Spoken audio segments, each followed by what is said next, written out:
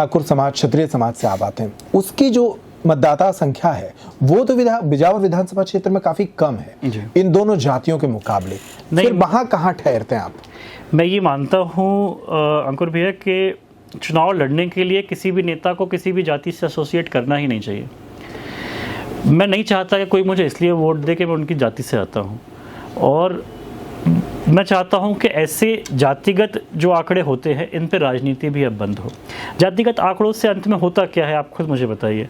पिछली बार अखिलेश यादव जी बिजावर आए, उन्होंने सभा की, उन्होंने सभी भाइयों को कन्विंस किया कि एक बार बबलू शुक्ला जी के लिए सब लोग इकट्ठे हो जाओ।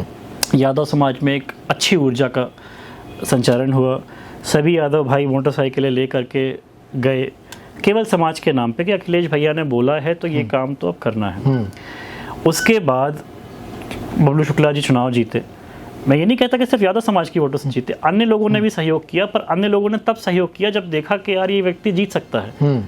और ये व्यक्ति जीत सकता है वाली छवि उनकी तब बनी जब ये पूरा यादव समाज उनके साथ खड़ा हुआ।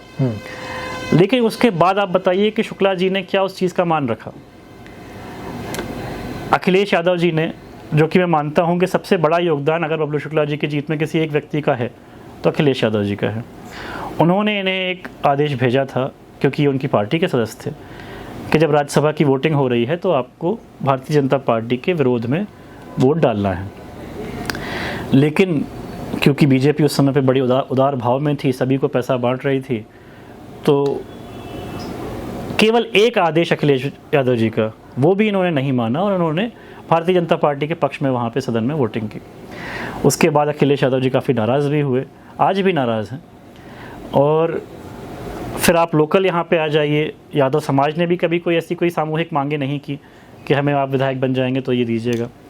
पर एक सबको सपना था और लोग बड़ी ज़ोरों शोरों से बात करते थे कि इस बार देवी सिंह जी को तो वो जनपद अध्यक्ष बना ही रहे हैं, और कहीं ना कहीं वो अपना जो उनके ऊपर कर्ज है वो उतारना चाहते हैं।